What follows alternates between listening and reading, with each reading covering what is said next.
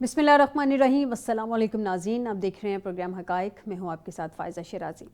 ناظرین، پروگرام کے آغاز میں سب سے پہلے بات کرتے ہیں کہ یہ سپریم کورٹ میں جو سویلینز کے فوجی عدالتوں میں ٹرائل سے متعلق کیس کی سماعت جو چل رہی ہے، بڑی اہم سماعتیں ہیں، اور یہ ہمارے ملک میں کافی عرصے سے یہ ڈسکشن چل رہی ہے کہ سویلینز کا ٹرائل ملٹری کورٹ میں ہو سکتا ہے نہیں ہو سکتا۔ اس میں متعدد ہم نے دیکھی ہیں کہ عدالتی فیصلے بھی آئے ہیں، ججمنٹس بھی آئی ہیں، لیکن اس سب کے باوجود آج تک یہ سوال اپنی جگہ ایگزسٹ کرتا ہے۔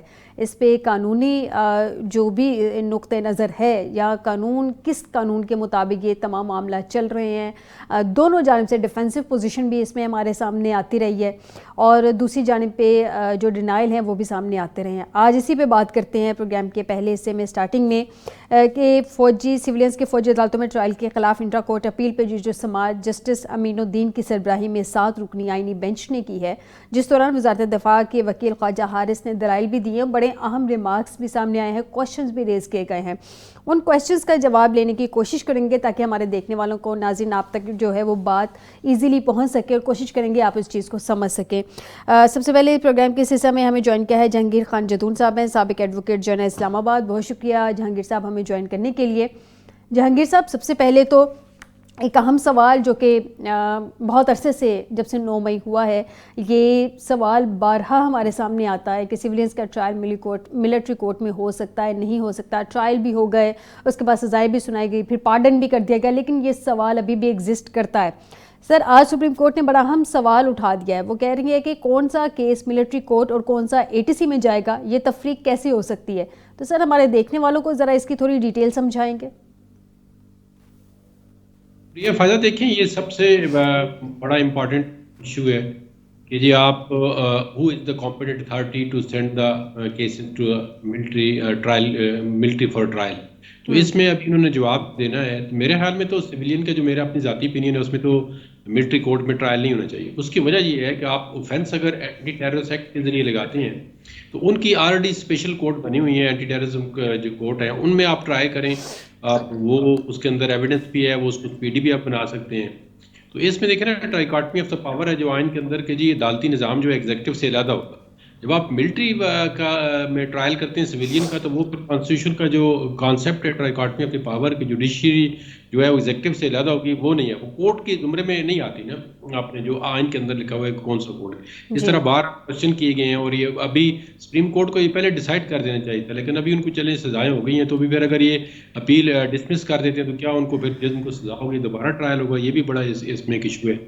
وہ اگر ٹرائل ورڈ بین ایشو ہو جاتا ہے تو اس کا مطلب پھر ان کا دوبارہ ٹرائل ہوگا۔ پہلے وہ 1 سال 1.5 سال جو ہے آلریڈی وہ جیل کے اندر ہے یا ڈیٹینشن کے اندر ہے۔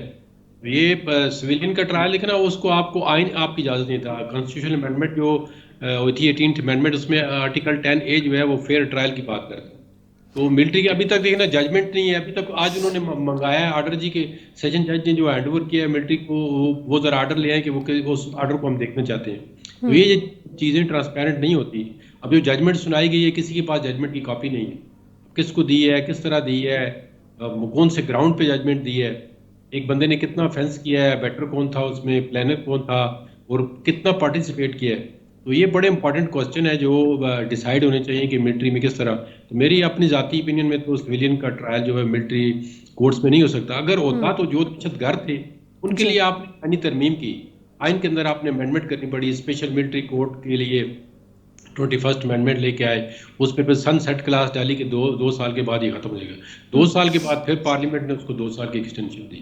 تو اگر ٹرائل ہو سکتا تو پھر ان دہشت گردوں کا ملٹری کورٹ میں ٹرائل ہوتا بغیر آئینی ترمیم کے، کیونکہ اس وقت تک ملٹری ایکٹ کے اندر جو ابھی سیکشنوں کا حوالہ دے رہے تھے وہ موجود تھی، لیکن ایک اسپیشل آئینی ترمیم کرنی پڑی گی، اس کی وجہ سے پھر ان کا ٹرائل ملٹری کورٹس میں ہو۔ تو آج بھی جج صاحبان نے یہ کوشچن اٹھائے ہیں کہ جو ہائی جیکنگ کا کیس تھا یا فضائیہ کا طیارہ انہوں نے اس طرح کراچی میں، یا باقی دہشت گردوں کے کیس ہیں، وہ آپ اینٹی ٹیررزم کورٹ میں چلا رہے ہیں۔ تو کون سا پیمانہ ہے یا کس لا کے تحت جو ہے آپ پک اینڈ چوز کریں گے؟ یہ تو نہیں ہے کہ جس بندے کو آپ پسند نہ کرتے ہو تو اس کو آپ ملٹری ٹرائل میں بھیج دیں، جس کو آپ پسند کرتے ہیں اس کے چلیں اس کا آپ نے اینٹی ٹیررزم کورٹ میں کر۔ لیکن جہانگیر صاحب یہ آپ کی بات سے ایگری کرتی ہوں اور آپ کو انٹرپٹ کرنے کے لیے معذرت چاہتی ہوں، لیکن ایک اسپیکٹ یہ بھی ہے جس کو بارہا اس پہ کویشچن ریز کیا گیا. میں چاہوں گی کہ اس سے آپ سے اس کی ڈیٹیل بھی لے سکوں کہ یہ پاکستان کے سپریم کورٹ میں ایک ایسا میٹر ہے جو تقریباً پچھلے کم و بیش 50 سال سے ڈیسائیڈڈ ہے یا سپریم کورٹ اس کو فکس نہیں ابھی تک کر چکی ہے، لیکن یہ ایشوز بارہا کسی نہ کسی اینگل میں ہمارے سامنے آ رہے ہیں، سپریم کورٹ کے سامنے آ رہے ہیں. سر سیکشن 2D1 یا سیکشن 2D12 ان کی وائلیشن کے بارے میں کہا جاتا ہے کہ جی سویلینس کے ٹرائل ملٹری کورٹ میں ہو سکتے ہیں، تو کیا یہ دونوں سیکشنز کے جو وائلیشن ہوتی ہے اس کو فکس کیا جا چکا ہے، ابھی تک فکس ہو چکا ہے کہ ان کی جو وائلیشن ہوگی ان کے ٹرائل ملٹری کورٹ میں ہوں گے؟ دیکھیں نا، وہ اگر آپ اس کو اپنا جو آپ کا آفیشیل سیکرٹ ایکٹ ہے وہ اس میں اس کو لے کے آتے ہیں کہ آفیشیل سیکرٹ ایکٹ کے تحت جو ٹرائل ہوگا وہ ملٹری میں ہوگا. لیکن یہ دیکھیں نا، جتنی بھی یہ سیکشنز تھیں اس کی امینڈمنٹ ہوئی ہے 1967 میں، ایوب خان کے دور میں اس کو ایڈ کیا گیا ہے.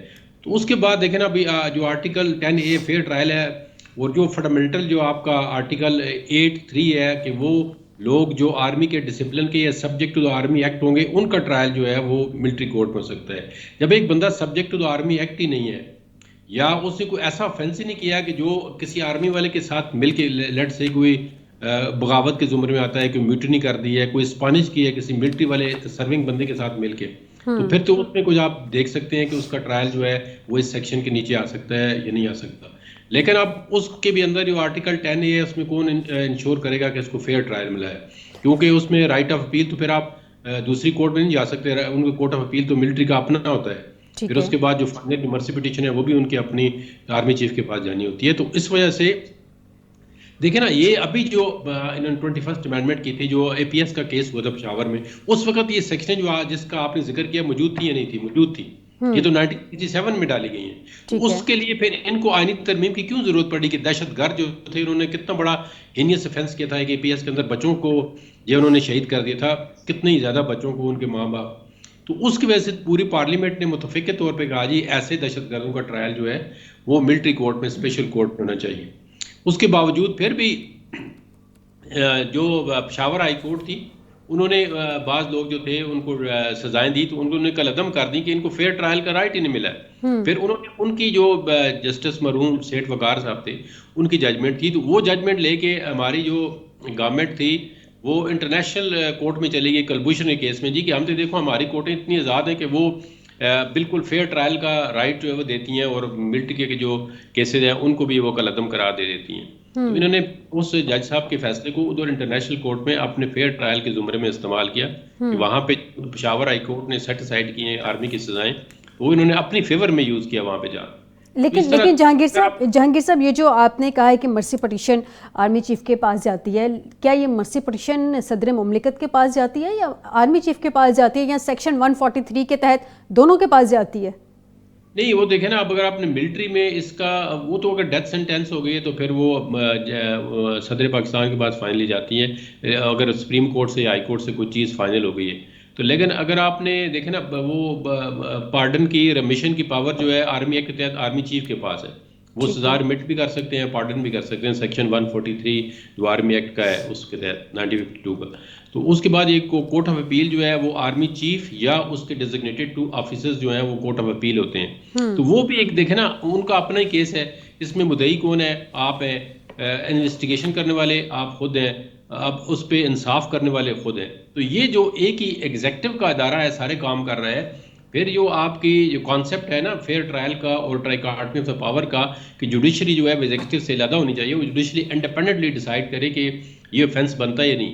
دیکھیں آپ نے ایک offense کر دیا، اس پہ کوئی کسی کا ڈس ایگریمنٹ نہیں ہے کہ اس کو سزا ہونی چاہیے. وہ تو ہر بندہ کہتا ہے جی جس نے اگر کوئی ملٹری کے انسٹالیشن پہ حملے کیے ہیں یا کسی نے کسی بھی جگہ پہ 9 مئی میں کوئی انوالو تھا کسی جس حد تک بھی اس کو سزا ضرور ہونی چاہیے. اب سزا تو آپ ملٹری کورٹ سے بھی دے سکتے ہیں، آپ نے اینٹی ٹیررزم کورٹ سے بھی دے سکتے ہیں. تو آپ ایک تو اس میں بڑی اہم چیزیں جو ہے کہ اگر آپ ملٹری کورٹ میں ان کو سزا دیتے ہیں تو پھر اس کا مطلب ہے کہ آپ جو اینٹی ٹیررزم کورٹ ہے اس پہ آپ کو اعتماد نہیں ہے. ٹھیک ہے جہانگیر صاحب، ابھی یہ جو سوال ریز کیا جا رہا ہے کہ جوڈیشری ڈیسائیڈ کرے گی یا جوڈیشری شاید ڈیسائیڈ نہیں کرے گی کہ کن کا ملٹری کورٹ میں ٹرائل ہونا چاہیے، کن کا سویلینس میں ٹرائل ہونا چاہیے. لیکن سر ہمارے سامنے 103 ملزمان کے خلاف ملٹری کورٹس میں کیس چلا، کچھ کو سزائیں ہو گئی، کچھ کو پارڈن کر دیا گیا. باقی سب کے کیسز جو ہوتے ہیں انسداد دہشت گردی عدالت میں چلے اور وہاں سے بہت سارے لوگوں کو جو ہے وہ بری بھی کر دیا گیا. یہ تفریق کیسے اور کون کرتے؟ جوڈیشری کرتی ہے؟ نہیں، یہی تو سوال ہے نا. اب یہ جس ایگزیکٹو نے انہوں نے سنا جی ان کے آپ ملٹری ٹرائل کریں، وہ جا کے اپلیکیشن دیتے ہیں سیشن جج کو جی کہ ہم یہ بندہ چاہیے ہمیں، دیز آر دا گراؤنڈس. تو جی وہ سیشن جج پھر ڈیسائیڈ کرتا ہے کہ ان کو دے دیے جائے ملٹری ٹرائل کورٹ میں. لیکن یہ کس نے فیصلہ کرنا ہے کہ اس بندے کا ٹرائل ملٹری کورٹ میں ہوگا یا اس کا اینٹی ٹیررزم کورٹ؟ یہ جو کوشچن ہے یہ سپریم ٹھیک. کورٹ نے ابھی آج ریز کیا ہے. تو اس کا ان سے جواب مانگا ہے کہ یہ آپ کس طرح ڈفرینشیٹ کریں گے کہ اس بندے کا جو ہے وہ پھر کس سر طرح آپ کے بندہ خیال میں قانون کی نظر میں یہ کس کا استحقاق ہے؟ دیکھیں جو اگر ایسا کوئی بندہ جو ایسا افینس کرتا ہے جو subject to the army act ہے تو اس میں تو دو رائے نہیں ہے کہ وہ اس کا ٹرائل ملٹری کورٹ میں ہوگا. لیکن ٹھیک. یہ اب سوچنا ہے کہ ایک سویلین بندہ کس طرح subject to the military act ہوگا.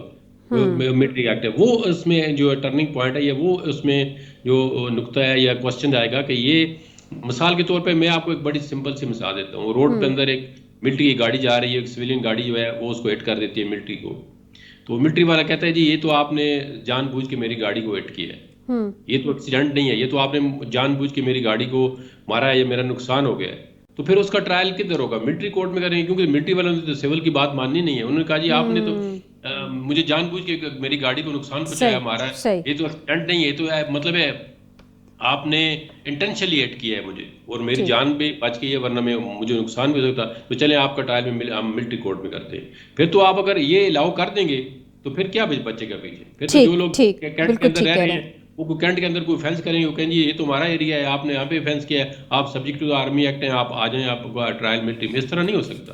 ٹھیک دیکھیں سر. پھر جی جی تب بھی کر رہے ہیں. ٹھیک سر، آپ کا پوائنٹ آ گیا، یعنی کہ ہمیں اپنے پروسیکیوشن نظام کو مضبوط کرنا چاہیے جو کہ ابھی تک ہماری عدالتیں اس کو کر نہیں سکیں. بہت شکریہ جہانگیر خان جدون صاحب، سابق ایڈوکیٹ جنرل اسلام آباد، آپ نے ہمیں پروگرام میں جوائن کیا.